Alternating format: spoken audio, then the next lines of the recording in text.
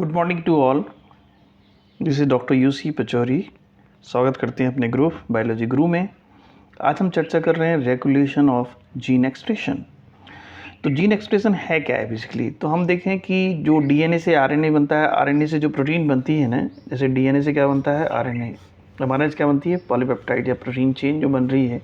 अगर ये पॉलीपेप्टाइड बन रही है तो हम कहेंगे जीन एक्सप्रेस हो रहा है, और पॉलीपेप्टाइड नहीं बन रही है तो जीन एक्सप्रेशन नहीं हो रहा है।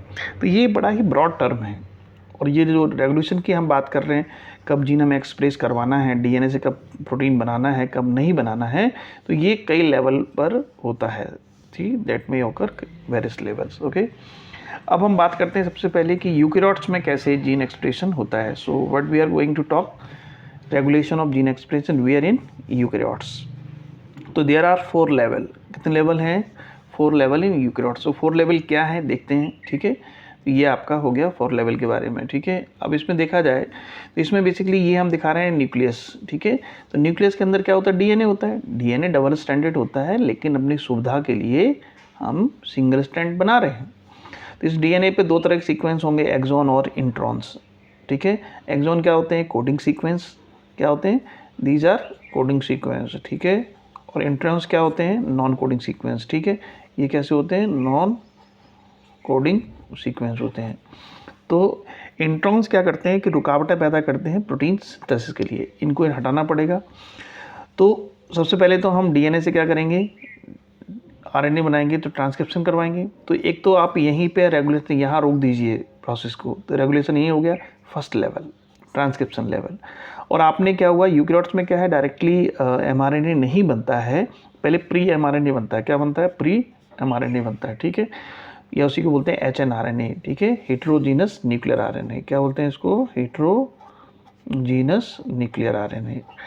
तो ठीक है, ओके, तो इसी को बोलते हैं प्राइमरी ट्रांसक्रिप्ट। मतलब स्टार्टिंग बन रही ट्रांसक्रिप्शन, तो प्राइमरी ट्रांसक्रिप्ट लेवल। तो ये कौन सा लेवल हो गया? दूसरा लेवल हो गया। ठीक है, अब नेक्स्ट लेवल जो है, अब इसमें क्या करना है? ये प्राइमरी ट्रांसक्रिप्ट बना है ना अपना ये, अब इसमें क्या है? इंट्रॉन्स को क्या करना है? हमें हटाना है, और एक्सॉन को आपस में जोड़ना है। इस प्रोसेस को बोलते हैं स्प्लाइसिंग। क्या बोलते हैं इसको? स्प्लाइसिंग। तो इसे कहते हैं प्रोसेसिंग लेवल या रेगुलेशन ऑफ स्प्लाइसिंग। यहाँ पे हम रेगुलेशन कर सकते हैं। सेकंड पोजीशन हो गई। तीसरा देखिए नेक्स्ट क्या है, अब जैसे हमने स्प्लाइसिंग की, स्प्लाइसिंग क्या करेंगे? इंट्रॉन्स को हटा दिया, एक्सॉन को जोड़ दिया, exon 1, exon 2 and so on लगे रहते हैं बहुत सारे। ठीक है, एक्सॉन 1, एक्सॉन 2, ये बन गया 5 प्राइम 3 प्राइम। तो ये बन गया आपका क्या? Matured mRNA. क्वेश्चन ये भी पूछते हैं कि मैच्योर्ड आरएनए में क्या होता है? क्या इंट्रॉन्स होते हैं? नहीं, केवल और केवल एक्सॉन होते हैं। ठीक है, तो ये हो गया। अब इस मैच्योर्ड एमआरएनए को हम न्यूक्लियर पोर के through, this is what we have, nuclear pore के थ्रू हम कहाँ ले आएंगे? साइटोप्लाज्म में। तो जब वो ट्रांसफ़र हो रहा है तो यहीं रोक दीजिए। तो ये थर्ड एस्पेक्ट हो गया, जब वो ट्रांसपोर्ट कर रहे हैं mRNA from nucleus to cytoplasm, तो यहाँ आप रोक सकते हैं, रेगुलेट कर सकते हैं। नाउ नेक्स्ट क्या है, और जैसे ही वो साइटोप्लाज्म में आ गया तो यहाँ पे एमआरएनए आ गया, ये राइबोसोम जुड़ गए, राइबोसोम जुड़ गए, तो ये दिखा रहा है ना जलेबी बाई टाइप से, ये बता रहा है कि प्रोटीन सिंथेसिस स्टार्ट होगी, दैट इज ट्रांसलेबल लेवल। तो ये हो गया 4th लेवल। ठीक है, so there are 4 level in eukaryotes. पहला कौन सा है? Transcription level. ओके, दूसरा कौन सा है? प्रोसेसिंग लेवल या रेगुलेशन ऑफ स्प्लाइसिंग। तीसरा कौन सा है? जब वो ट्रांसपोर्ट हो रहा है। और चौथा कौन सा है? Translation level. तो ये 4 लेवल हो गए। ओके, और अब क्वेश्चन आता है कि प्रोकैरियोट्स में कितने लेवल होते हैं? वहाँ सिंगल लेवल है, एक ही लेवल है। क्या नाम है उसका? ट्रांसक्रिप्शन के इनिशिएशन पे। आप रोक सकें तो रोक लीजिए, नहीं तो नहीं हो पाएगा। ठीक है, अब हम चर्चा कर रहे हैं लैक ऑपरॉन के बारे में। तो लैक ऑपरॉन क्या है? तो लैक सबसे पहले समझते हैं लैक का मतलब क्या है। लैक का मतलब यहाँ पे लैक्टोज है, और लैक्टोज क्या है? डाइसैकेराइड है, यानी 2 मॉलिक्यूल होंगे। तो इसको हम जब तोड़ेंगे, इसका हाइड्रोलाइसिस कर रहे हैं, क्या करेंगे? इसका हाइड्रोलाइसिस। ओके, तो क्या टूटेगा? तो ये ग्लूकोज और गैलेक्टोज में टूट जाएगा, ये मोनोसैकेराइड में आ गए, मोनोमेरिक फॉर्म में आ गया। ठीक है, और फिर ग्लूकोज में एटीपी बना लेंगे, क्योंकि डायरेक्टली आप लैक्टोज से एटीपी नहीं बना सकते, इसको तोड़ना ही पड़ेगा। ठीक है, तो यहाँ पे एक स्पेसिफिक एंजाइम चाहिए होता है, बीटा गैलेक्टोसाइडेज, तभी टूटेगा। ठीक है, अब हम देखते हैं ये लैक ऑपरॉन समझने के लिए। तो लैक्टोज समझ में आ गया। अब लैक ऑपरॉन समझने के लिए 2 डायग्राम हमने यहाँ बनाए हैं। ठीक है, और इस डायग्राम को अगर आपको समझ में आ गया तो लैक ऑपरॉन आपके टिप्स पे हो जाएगा, कहीं कोई दिक्कत नहीं है। ठीक है, अब सबसे पहले हम बताना चाहेंगे कि ये किसने दिया था। ये साइंटिस्ट थे जैकब एंड मोनॉड, इन्होंने ये कंसेप्ट को दिया था सबसे पहले ट्रांसक्रिप्शन कैसे होता है किस तरीके से, तो इन्होंने बताया था। एंड देन ये कौन थे, जैकब जेनेटिक्स के व्यक्ति थे, और ये कौन थे, बायोकेमिस्ट्री के, ठीक है, बायोकेमिस्ट थे। तो ये इन्होंने क्या किया, अब डायग्राम समझ लेते हैं, किस पे एक्सपेरिमेंट किए इन्होंने, इकोलाई पर। तो ये 3 क्वेश्चन हो गए, लैक्टोज क्या है, साइंटिस्ट का नाम, और इकोलाई। नाउ नेक्स्ट हम बताना चाहेंगे आपको कि जैसे कि ये है, इसमें मीडियम, ये मीडियम है, मीडियम में क्या रखा हुआ है, लैक्टोज। तो लैक्टोज को क्या करेंगे, ये इकोलाई दिखा रहे हैं, उस सेल के अंदर ले जाना पड़ेगा। तो यहाँ पे एक एंजाइम आएगा परमीएज। परमीएज क्या करता है, लैक्टोज को सेल के अंदर लेके जाता है, ठीक है। अब लैक्टोज कहाँ पहुँच गया, देखिए सेल के अंदर आ गया, ये आ गया लैक्टोज। अब इस लैक्टोज को क्या करेंगे, हमें तोड़ना पड़ेगा, ब्रेक डाउन करना है। तो ब्रेक डाउन के लिए एक एंजाइम आएगा, that is what, beta galactosidase. तोड़ देगा तो इससे कि ग्लूकोज और गैलेक्टोज में कन्वर्ट हो जाएगा, और फिर वो अपना एनर्जी बना लेंगे। ओके, तो ये आपका हो गया किस तरीके से लैक्टोज को अंदर ले जाना है, तोड़ना है। तो इसके लिए कुछ एंजाइम चाहिए होते हैं, नाम क्या है, एक तो परमीएज और दूसरा बीटा गैलेक्टोसाइडेज, 2 एंजाइम चाहिए, ठीक है। अगर मीडियम में ग्लूकोज है, क्या है, ग्लूकोज है, तो ग्लूकोज तो मोनोसैकेराइड होता है, ठीक है, थोड़ा आसानी से अंदर चला जाएगा और ये एटीपी बना लेगा। तो क्वेश्चन ये आ गया कि जो एंजाइम्स हैं इनकी ज़रूरत कब पड़ रही है, यदि मीडियम में क्या होगा, लैक्टोज, तो एंजाइम बनाने पड़ेंगे। और अगर ग्लूकोज होगा तो इन एंजाइम को नहीं बनाना पड़ेगा। ये है आपका पूरा लैक ऑपरेशन। तो कब एंजाइम बनाने हैं, लैक्टोज है, क्योंकि ये एंजाइम सब लैक्टोज की मेटाबॉलिज्म से रिलेटेड हैं, ठीक है। और ग्लूकोज जो कि मोनोसैकेराइड है, इसलिए इसको एंजाइम की आवश्यकता नहीं होती है, ठीक है। अब नेक्स्ट देखते हैं। तो बेसिकली एंजाइम बनाया कौन, तो इसके अंदर जो डीएनए होगा वही इकोलाई है, और इकोलाई के अंदर क्या होगा, यहाँ पर डीएनए होगा, डीएनए पे कुछ जीन्स लगे होंगे, वो जीन्स क्या हैं उनके बारे में चर्चा कर लेते हैं, कैसे वो एंजाइम बनाएंगे। ओके, नाउ अब हम बात कर रहे हैं किसके बारे में, ये आपका देखिए किस तरीके से है। तो ये आपका पूरा रेगुलेशन ऑफ जीन के बारे में बात करेंगे। तो सबसे पहले हम देख लेते हैं क्या क्या होता है। तो उसमें आप ऐसे याद करिए, पी आइपोजिया, इससे एक सीक्वेंस भी याद रहेगा, पी आइपोजिया, जिया लगे ना लगे। ओके, नाउ अब यहाँ पे पी क्या है, पी है प्रमोटर साइट। प्रमोटर साइट किसके लिए होती है, यहाँ पे आरएनए पॉलीमरेज आकर के बाइंड हो जाएगा, कहाँ पे, पी साइट पे, ठीक है। आई क्या है, आई है रेगुलेटरी जीन, और पी क्या है, ये प्रमोटर साइट है। और जेड क्या है, जेड वाई ए, ये क्या है, स्ट्रक्चरल जीन है, इन्हें कहते हैं पॉलीसिस्ट्रॉनिक, ठीक है। क्योंकि ये भी सिस्ट्रॉन है, ये भी सिस्ट्रॉन है, ये भी सिस्ट्रॉन है, अलग अलग सिस्ट्रॉन है, कई सारे हो गए तो क्या हो गया, पॉलीसिस्ट्रॉनिक। तो जनरली प्रोकैरियोट्स में पॉलीसिस्ट्रॉनिक होते हैं, मोस्टली प्रोकैरियोट्स में। तो P4 prokaryotes, P4 polycistronic gene पाए जाते हैं। ओके, तो यहाँ पे कितने स्ट्रक्चरल जीन दिख रहे हैं, ZYA 3 structural genes. Okay, now अब यहाँ पे आपको 2 पी साइड दिख रहे होंगे, ये पी साइड ये, पी साइड ये। भाई 2 पी साइड किस काम की, तो मैं आपको बता दूँ कि पी साइड हमेशा जीन के अपस्ट्रीम में होती है, अपस्ट्रीम मतलब उसके पहले। तो ZYA जीन है, इनके अपस्ट्रीम यही होगा, ठीक है। ये भी रेगुलेटरी जीन है, लिखा है ना रेगुलेटरी जीन आई, ठीक है। तो यहाँ इसका अपस्ट्रीम क्या हुआ, ये, तो ये वाली पी साइड इस जीन की है, ये वाली पी साइड इन जीन्स की है। ओके, इसलिए क्योंकि पी साइड हमेशा कहाँ रहती है, जीन के अपस्ट्रीम में पहले। तो ये जीन अलग है इसके पहले, ये जीन अलग है इनके पहले, इसलिए 2 पी साइड है। समझ में आ गया होगा पी साइड 2 क्यों है। ओके, अब पी साइड पे करते क्या है, ये बाइंडिंग करते हैं किसकी, आरएनए पॉलीमरेज की, ठीक है। अब यहाँ पे जो ZYA जीन्स जो हैं वो जीन हैं जो लैक्टोज की मेटाबॉलिज्म से रिलेटेड है। जैसे जेड है, ZYA अपने आरएनए बनाएंगे ट्रांसक्रिप्शन के द्वारा, फिर ट्रांसलेशन होगा, प्रोटीन बनाएंगे। तो एंजाइम का नाम क्या होगा, जेड जो है कौन सा एंजाइम बनाता है, जेड बनाता है बीटा गैलेक्टोसाइडेज। काम क्या है इसका, लैक्टोज को तोड़ना, break down of glucose in galactose. Permease, by क्या बनाता है, बाई बनाता है परमीएज को। ओके, परमीएज काम क्या है, इंक्रीज परमिबिलिटी ऑफ द, ठीक है, उसकी अंदर ले जाता है किसको, बी गाल मतलब बीटा गैलेक्टोसाइडेज की, गैलेक्टोसाइड की बात कर रहे हैं। ओके, नाउ और ये क्या करता है, ये करता है ट्रांस एसिटाइलेज एंजाइम बनाता है, जो कि ट्रांस एसिटाइलेशन प्रोसेस में भाग लेता है। बेसिकली हमने ये डायग्राम में जो 2 देखे थे, सेल के अंदर ले जाना है तो परमीज, तोड़ना है तो बीटा गैलेक्टोसाइड, यही हमारे 2 काम के हैं, ठीक है। लेकिन नाम याद कर लेना, कौन सा जीन कौन सा एंजाइम प्रोड्यूस कर रहा है। ओके, अब आई जीन क्या करता है, आई जीन का mRNA होगा, तो यहाँ पे एक रिप्रेसर प्रोटीन बनाता है, आई जीन क्या बनाता है, रिप्रेसर प्रोटीन, ठीक है। अब ये प्रोसेस कैसे होती है, अभी तो हमने केवल आपको जीन के नाम बताया, प्रोसेस कैसे होती है, ठीक है, वो देख लेते हैं। हमने आपको बताया था कि लैक्टोज होगा तो एंजाइम बनाने हैं, एंजाइम मतलब वो एंजाइम जो लैक्टोज की मेटाबॉलिज्म से रिलेटेड है।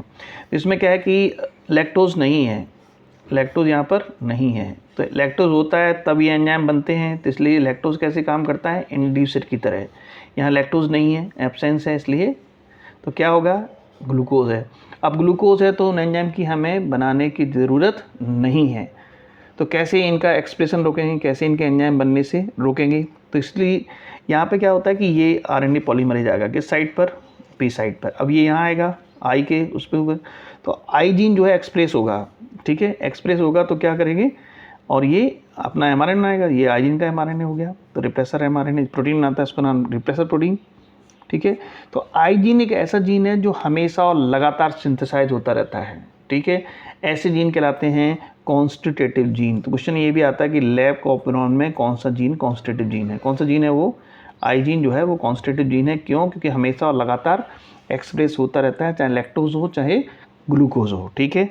अब ये रिप्रेसर प्रोटीन क्या करती है, रिप्रेसर प्रोटीन बढ़ाएगी और ये ओ साइड पे बाइंड हो जाएगी, देखिए ओ साइड पे बाइंड होगी। अब इससे क्या हुआ कि ये इनका आरएनए पॉलीमरेज यहाँ आके बाइंड नहीं हो पाएगा, कौन, आरएनए पॉलीमरेज जो है यहाँ बाइंड नहीं हो पाएगा, क्योंकि इसने कुछ जगह घेर रखी है, ठीक है। अगर ये प्रोटीन यहाँ बाइंड हो गई तो आरएनए पॉलीमरेज यहाँ बाइंड नहीं हो पाएगा। अब आरएनए पॉलीमरेज नहीं आया तो ये इधर नहीं जाएगा, इधर नहीं आएगा, तो ये इनका एक्सप्रेशन देखिए नहीं हो रहा है, there is no transcription and no translation. तो प्रोसेस क्या होगी यहाँ पे, स्विच ऑफ, यानी इनका एक्सप्रेशन नहीं हो रहा था। कब नहीं होगा, यदि ग्लूकोज होगा तो एक्सप्रेशन रुक जाएगा। अब मैं आपको यही रिमाइंड करवा दूं, आई मतलब यहाँ इंड्यूसर नहीं है, आई मतलब यहाँ इंड्यूसर नहीं है, इसमें इनिबिटर, क्योंकि ये इनकी प्रोसेस को क्या कर रहा है, इनके एक्सप्रेशन को इनिबिट कर रहा है, इसलिए आई मतलब इनिबिटर हो गया, ओके। तो यही बात लिख रहे हैं क्या, रिप्रेसर जो है वो बाइंड हो जाता है ऑपरेटर साइड पे, bind to the operator region, ठीक है, रीजन कहें या साइड कहें, तो प्रिवेंट आरएनए पॉलीमर, यहाँ आरएनए पॉलीमरेज को रोकता है आने से, ठीक है, और ट्रांसक्रिप्शन इसका नहीं होने देगा, ठीक है। और हमने आपको बता दिया कॉन्स्टेंट जीन क्या होता है जो हमेशा एक्सप्रेस होते रहते हैं, तो कौन सा है वो, इन सभी में से आई gene, okay. Now next condition है, यदि मीडियम में क्या हो, लैक्टोज हो, तो क्या करेंगे, ठीक है। अब लैक्टोज होगा तो इनका एक्सप्रेशन करवाना पड़ेगा, क्योंकि आपको ये बनाने पड़ेंगे एंजाइम्स, ओके। तो लैक्टोज क्या करेगा, किस तरीके से काम करता है, lactose act as a inducer, किस तरह काम करता है, ये हमने लिखा हुआ है, कैसे काम करते हैं, इंड्यूसर।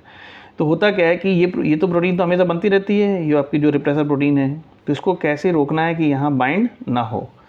तो ये लैक्टोज क्या करेगा, ये देखिए, सबसे पहले लैक्टोज चेंज होता है एल्लो लैक्टोज में।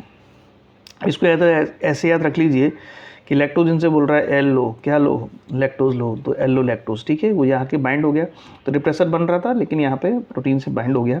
अब ये बनाते हैं कि ये किस तरह काम कर रहा है, इंड्यूसर, तो इंड्यूसर रिप्रेसर कॉम्प्लेक्स बना लेते हैं। इससे क्या होगा, जो रिप्रेसर था वो कैसा हो गया, अब इनएक्टिव, मतलब वो अब यहाँ जाकर के बाइंड नहीं हो पाएगा, ओके। अब क्वेश्चन ये भी आ गया कि इंड्यूसर की तरह कौन कौन काम करता है, तो लैक्टोज भी करता है और एल्लो लैक्टोज, दोनों ही इंड्यूसर की तरह काम करते हैं। तो ये यहाँ के बाइंड नहीं हो पाएगा। अब क्या होगा, इन सबका आरएनए पॉलीमरेज आ गया, पी साइड से जुड़ गया आरएनए पॉलीमरेज, अब मूव करेगा इधर की तरफ और सबके क्या ट्रांसक्रिप्शन होगा, ZY का एमआरएनए बनेगा और सबकी प्रोटीन बनेगा। जेड कौन से आता है, बीटा गैलेक्टोसाइडेज, ओके, एंजाइम बनाएगा, एंजाइम एज, परमीएज कौन बनाता है, बाई, और ए क्या बनाता है, ट्रांस एसिडाइलेज, ओके। तो यहाँ पे क्या होगा, प्रोसेस क्या हो गई, स्विच ऑन। तो स्विच ऑन और स्विच ऑफ डिपेंड करता है कि जो रिप्रेसर है यहाँ बाइंड हो पा रहा है या नहीं हो पा रहा है, ठीक है। अगर ये यहाँ बाइंड नहीं हुआ तो प्रोसेस स्विच ऑन, इसे कहते हैं पॉजिटिव रेगुलेशन, एक्टिवेटर की तरह काम कर रहा है, ओके। और यदि ये यहाँ बाइंड हो गया तो प्रोसेस क्या होगी, switch off, negative regulator, repressor की तरह, ओके। तो ये है, तो एक लाइन और आती है आगे कि आरएनए पॉलीमरेज इस साइट को एक्सेस कर पा रहा है या नहीं कर पा रहा है, ये डिपेंड करता है कि ये रिप्रेसर वहाँ बाइंड है या नहीं है। अगर रिप्रेसर बाइंड है तो आरएनए पॉलीमरेज इस साइट को एक्सेस नहीं कर पाएगा, ठीक है, नहीं कर पाएगा तो नेगेटिव हो गया, स्विच ऑफ होगी कंडीशन। और यदि ये रिप्रेसर यहाँ बाइंड नहीं हो पा रहा है, इसका मतलब आरएनए पॉलीमरेज इसको नाउ इट कैन क्या कर सकता है, उसकी एक्सेस कर सकता है बाइंड हो जाएगा, फिर ये मूवमेंट होगा। ओके,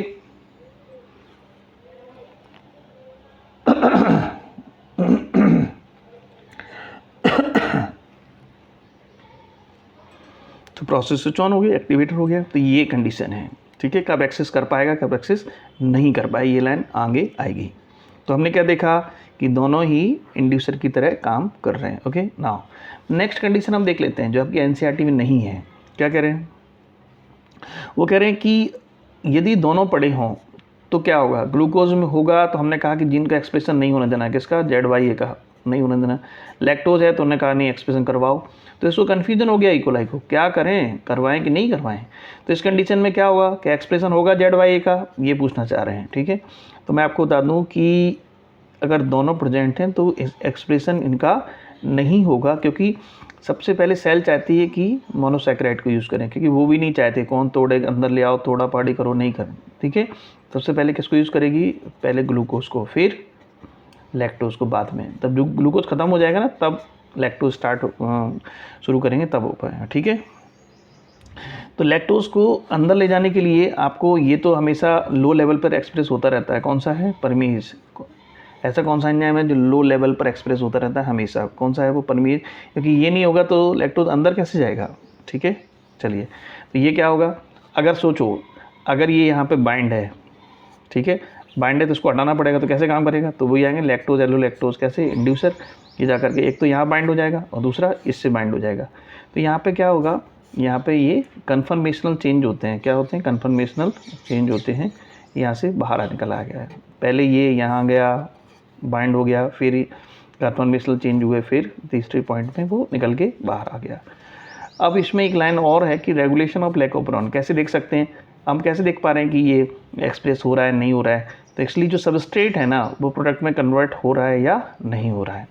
जैसे कि बीटा लैक्टोसाइडेज है, तो इसका काम क्या है, इसका काम है लैक्टोज को तोड़ना, hydrolysis and change into glucose और गैलेक्टोज। तो हम ये देख लेंगे ग्लूकोज गैलेक्टोज बन रहे हैं, इसका मतलब एंजाइम कहीं ना कहीं यहाँ बन रहा होगा, तभी तो ये बन रहे हैं। तो एंजाइम का सिंथेसिस ऐसे हम देख सकते हैं। तो रेगुलेशन ऑफ एंजाइम सिंथेसिस कैसे देखते हैं, सबस्ट्रेट कैसे, यानी सबस्ट्रेट ये लैक्टोज जो डाला था वो अब लैक्टोज है नहीं, क्यों नहीं है, क्योंकि वो कन्वर्ट हो गया होगा, या ये बन रहा होगा, ऐसे देख सकते हैं। दोनों कंडीशन, लैक्टोज कम हो गया है या ये बढ़ गए हैं। तो हमने क्या देखा कि जो रेगुलेटरी प्रोटीन, ठीक है, तो रेगुलेटरी प्रोटीन दोनों तरीके से एक्ट करती हैं। ये बहुत तगड़ा क्वेश्चन है, दोनों तरीके से काम कर सकती हैं, पॉजिटिव की तरह और नेगेटिवली, यानी ये एक्टिवेटर और रिप्रेसर। लेकिन आपसे पूछता है रिप्रेसर कैसे काम करता है, तो आपका आंसर आएगा इससे नेगेटिव रोल, क्योंकि रिप्रेसर जाकर के बाइंड हो जाएगा उस साइड पे, ओ साइड पे बाइंड हो जाएगा, यानी आइपोजिया ओ साइड बाइंड हो जाएगा, तो इनका एक्सप्रेशन नहीं होगा, तो नेगेटिव की तरह काम है। ठीक है, और रेगुलेटरी प्रोटीन दोनों तरह काम करेंगे। ओके, नाउ नेक्स्ट, आई जीन क्या है, ये हमने बता दिया आपको, कॉन्स्टेंट जीन है जो हमेशा लगातार एक्सप्रेस होते रहते हैं। तो यहाँ पे दो तरह के जीन होते हैं, मैं आपको क्लियर कर दूँ, एक तो होता है कॉन्स्टेटिव, दूसरा होता है हाउसकीपिंग। कॉन्स्टेटिव को हाउसकीपिंग बोलते हैं एक्चुअली, ठीक है, कॉन्स्टेटिव को हम क्या बोलते हैं, हाउसकीपिंग, जो लगातार एक्सप्रेस होते हैं। दूसरे जो होते हैं, ये तो पहला हो गया, दूसरे होते हैं लग्जरी। लग्जरी मतलब जब इनको ज़रूरत पड़ेगी तभी वो एक्सप्रेस होंगे। ठीक है, luxury gene, as and when required, as and when required, तभी वो एक्सप्रेस होंगे। तो ये अंतर है, लग्जरी गाड़ी नहीं होती, लग्जरी लाइफ, लग्जरी गाड़ियाँ, तो ये।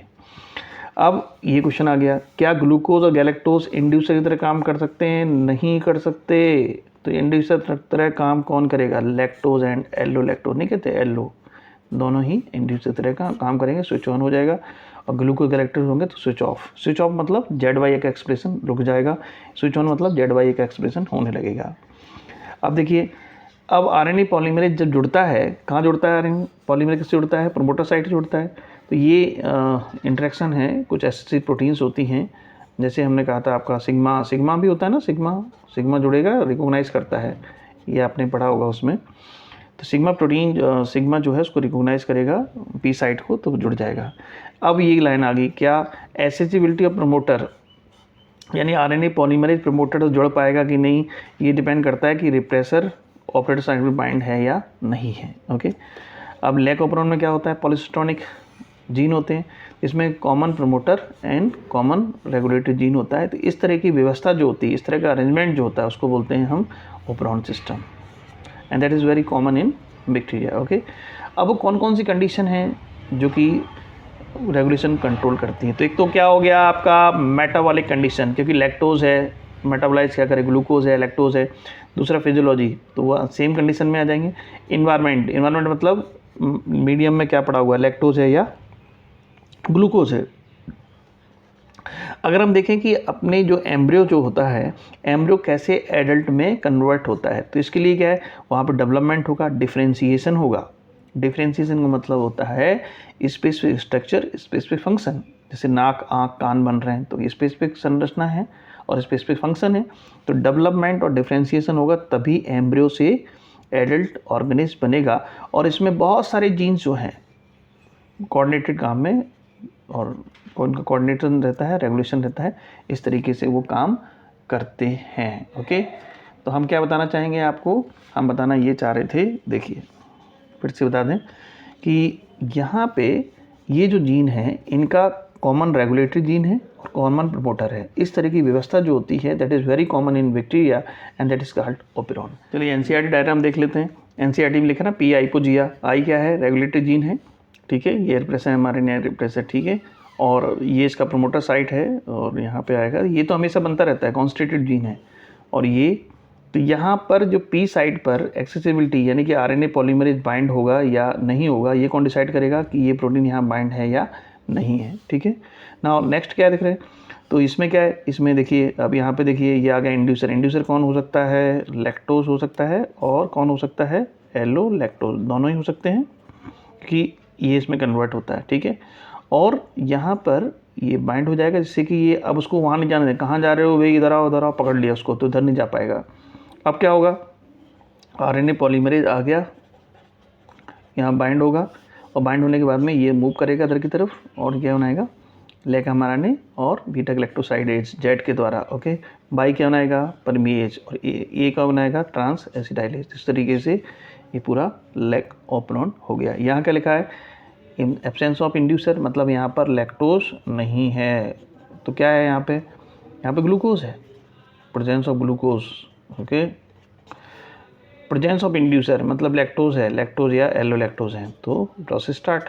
तो लैक ओपेरॉन को हम इंड्यूसिबल ओपेरॉन क्यों बोलते हैं, क्योंकि लैक्टोज डालने पर प्रोसेस ZYA जीन का एक्सप्रेशन स्टार्ट हो जाता है, इसलिए उसको इंड्यूसिबल ओपेरॉन कहते हैं।